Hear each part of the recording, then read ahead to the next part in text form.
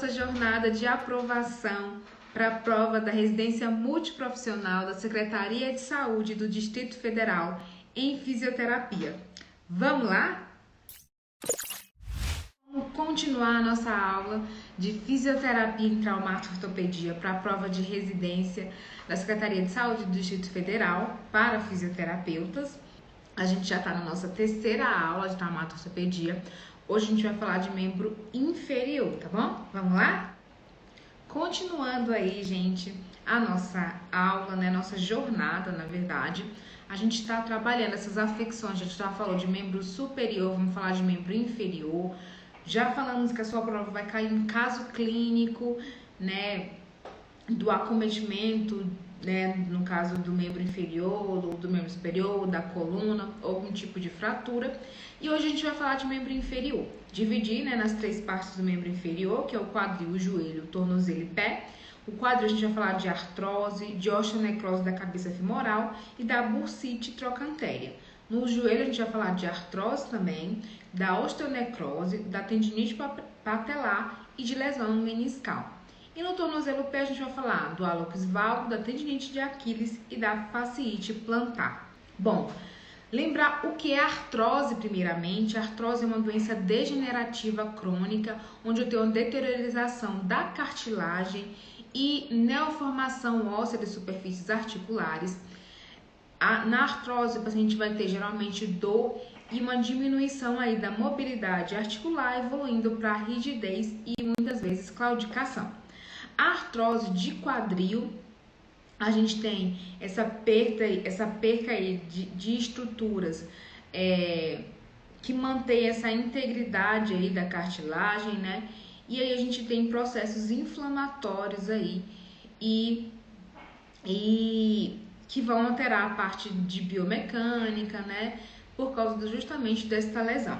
Então aqui na figura eu tenho um desgaste, né, da cartilagem, no caso aqui do quadril, com formação de osteófitos, e ele mostra aqui a diferença de um quadril com essa artrose e um quadril normal. Essa artrose do quadril, ela vai ser causada justamente pelo impacto fêmuro-acetabular. Esse impacto do fêmur, da cabeça do fêmur com acetábulo do quadril, gera justamente essa artrose de quadril. E a gente tem um raio-x aí mostrando justamente a artrose de quadril com esse impacto desse acetábulo na cabeça do fêmur e aí essa degeneração óssea causada pela artrose de quadril. Na fisioterapia a gente vai promover medidas de analgesia, fortalecimento muscular e também a manutenção da ADM. Mas existem processos de artrose mais graves que precisam de tratamento cirúrgico.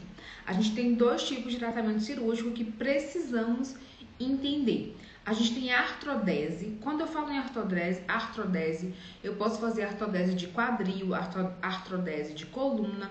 A artrodese é justamente essa ligação de articulações. Quando eu faço uma artrodese, eu uno as articulações.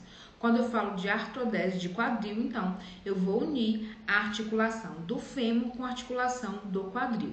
E aí, quando eu faço uma artrodese, eu tenho uma perca de mobilidade, né? Porque eu tirei a articulação e uni os dois ossos, certo? E eu posso ter artroplastia também. Na artroplastia, eu vou colocar uma prótese, né? Articular, então aí vai me permitir a minha amplitude, uma movimentação, a minha ADM vai ficar preservada. E eu tenho aqui, olha, uma substituição da cabeça do fêmur no acetábulo, permitindo que o paciente aí consiga deambular normalmente, né? E já diferente da artrodese, que eu tenho uma limitação aí de ADM. A osteonecrose, eu já tenho uma necrose da cabeça do fêmur. A artrose pode levar a uma osteonecrose, né? Então, eu tenho uma osteonecrose, eu tenho uma necrose da cabeça do fêmur. A gente sabe que essa região da cabeça do fêmur, ela tem irrigação sanguínea. E quando eu, por algum motivo, interrompo essa irrigação, eu gero uma osteonecrose, né? Coisa que a gente ficou de falar do quadril é a bursite trocantéria. A bursite A gente já viu que it é inflamação, então eu tenho uma inflamação nessa bursa trochantérea.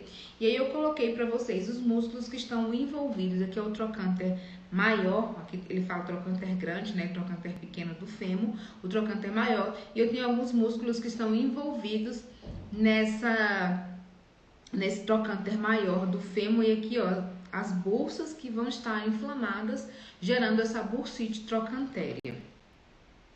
Então, falamos já de quadril, vamos para o joelho agora.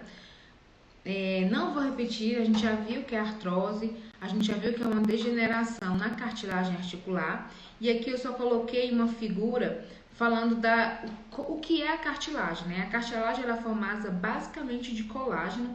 Eu tenho uma camada superficial de fibras de colágeno que vai se aprofundando, né? E aí eu tenho uma cartilagem aqui, ó, calcificada, depois eu tenho o osso subcondral.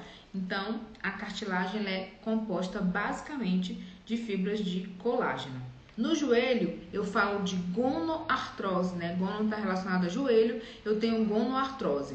Aí eu tenho um joelho, geno, né? Que a gente fala geno varo, né? E essa deformidade, né?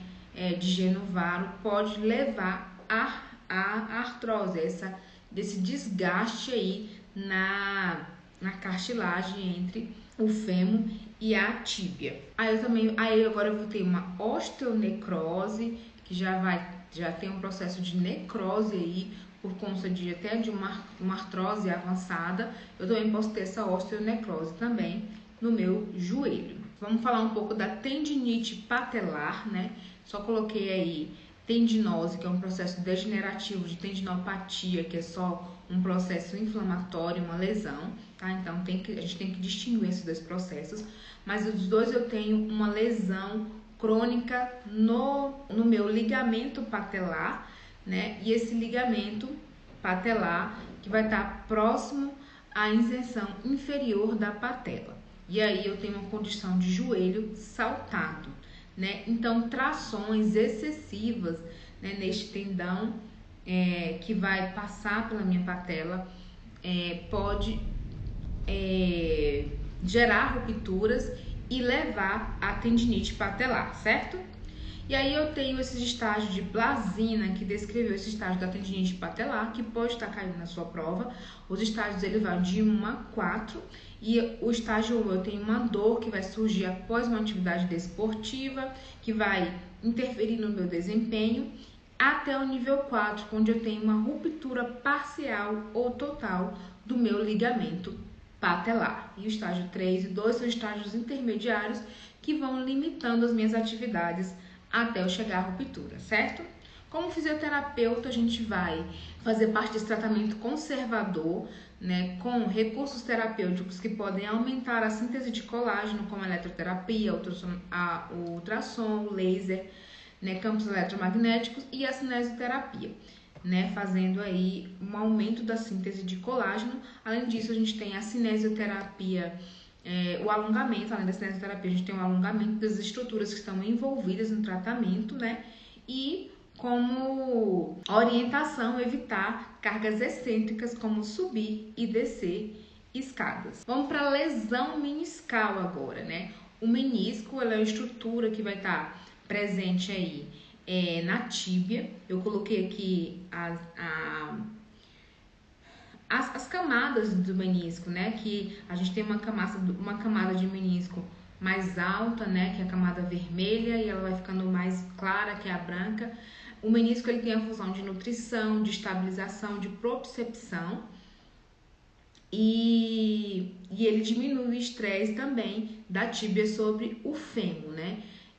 O menisco ele não é, portanto, uma estrutura muito irrigada. Ele tem uma parte bem irrigada, mas à medida que ele vai se aprofundando, ele vai ter uma parte menos irrigada, e isso faz com que o processo de regeneração do menisco seja mais lento.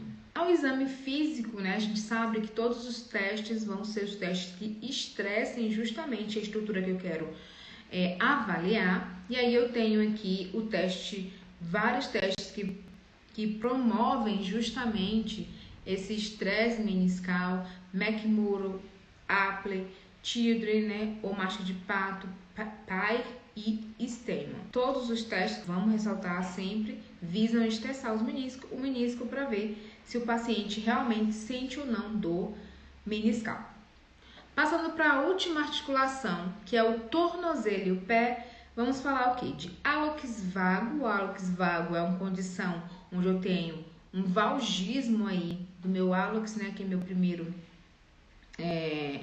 que é o meu, entre o primeiro metatarso, os ossos do tarso, né? Eu tenho aqui, ó, uma angulação, uma diminuição aqui de angulação entre esses ossos que podem levar à dor do paciente, uma pisada prejudique depois até articulações do joelho.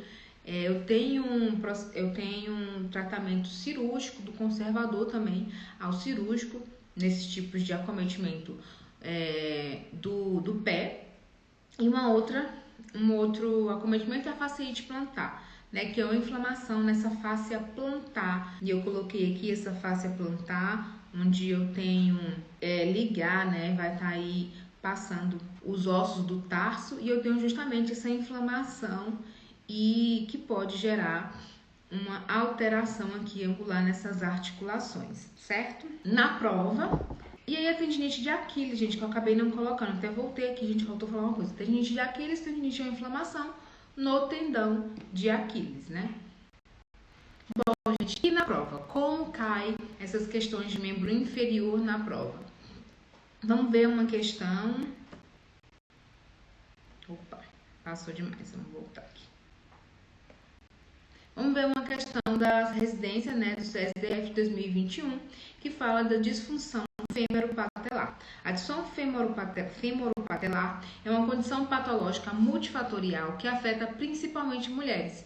Testes clínicos tentam elucidar as possíveis causas biomecânicas para o desenvolvimento da disfunção, visando a estratégia de tratamento com base no raciocínio clínico. Aí ele fala que eu tenho o teste do agachamento unipodal A, né? E no B a gente tem o teste do salto bipodal, onde a gente tem aí essa pessoa aí fazendo o teste e tendo um valgismo aí no joelho, né? As questões vamos fazer agora, ver o que a prova tá me pedindo, né?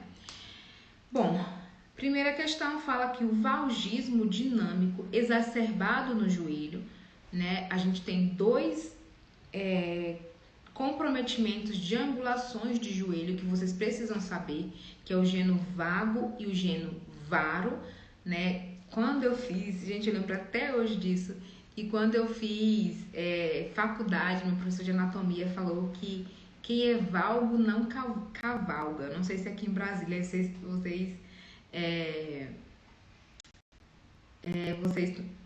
aprendem dessa forma para poder gravar na hora da prova, né? Então, eu falo, quem é valgo não cavalga, porque quem é valgo tem aquele joelhinho fechado, justamente dessas moças aqui da figura, né? Tem esse joelhinho fechado, então ele não consegue cavalgar.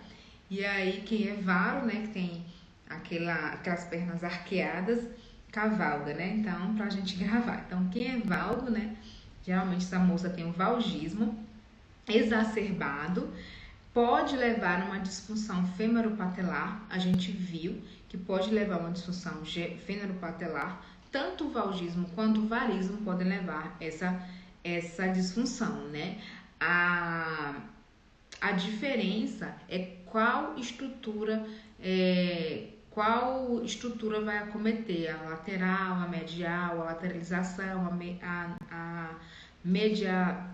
a patela pode ficar mais medial. E ele fala aí que eu tenho uma rotação femoral medial e uma lateralização da patela, que é realmente essa minha condição de valgismo, né? Uma rotação medial com uma lateralização da patela. Bastava a gente dar até uma olhada na foto, né? Os músculos pélvicos trochantéreos devem ser preferencialmente alongados durante a sessão de fisioterapia. Então, a gente está falando em condição de joelho, e ele falou que os músculos pélvicos trochantéreos, né, que fazem parte da pelve até o trochanter, que precisam ser alongados. Esses músculos não estão envolvidos nessa condição, não é um tratamento de fisioterapia o alongamento, né, dessas estruturas como forma de tratar o valgismo, né? Então, essa questão ela está errada. Primeiro que ele fala preferencialmente alongados, né? Não, esses músculos, eles acabam sim estando envolvidos, né, da disfunção femoropatelar, mas eles não precisam ser preferencialmente alongados, certo? Então, esse é o erro da minha questão 2. A questão 2 está, portanto, errada. A questão 3 fala: o glúteo mínimo é estabilizador da báscula pélvica. O glúteo mínimo. O glúteo mínimo, ele não é estabilizador da pelve. O glúteo mínimo, ele fixa até no trochanter maior, né, do fêmur. E ele não é estabilizador da musculatura pélvica, é o glúteo máximo. Então, a gente precisava saber dessa parte de musculatura. Exercícios de cadeia cinética fechada devem ser enfatizados, sobretudo na estimulação da estabilização de abdução do quadril e rotação lateral do fêmur. A gente viu que esse fêmur, ele tá lateralizado, né? Esse fêmur, na verdade, ele está medializado, então eu preciso estabilizar ele, fazer uma rotação lateral, e ele falou da abdução de quadril também, para eu poder estabilizar e conseguir tratar essa condição, que está certo sim, né? Então eu estabilizo o fêmur dessa forma em cadeia cinética fechada. E o 5 fala que as bandagens funcionais de kinesiotape e McConnell podem ser instituídas no tratamento desses pacientes a fim de minimizar a dor femoropatelar. Tá falando do tratamento com bandagem, que no caso esse McConnell é o tratamento com bandagem, kinesiotape pode ser utilizado para minimizar a dor femoropatelar, que também sabemos que está correta essa questão. Basta você lembrar até dos atletas, né, que botam, né, a kinesiotape, né, para estabilizar a patela. Então, realmente pode ser usado para o tratamento. Gente, o que a gente precisa entender nessas questões, né, de fisioterapia? Vocês estão achando fácil, difícil? A gente precisa realmente entender a musculatura envolvida, né? A gente tem que saber entender, no caso aqui, dessas questões de exercício de cadeia cinética fechada, exercício de cadeia cinética aberta. O exercício de cadeia cinética fechada é aquele que a extremidade não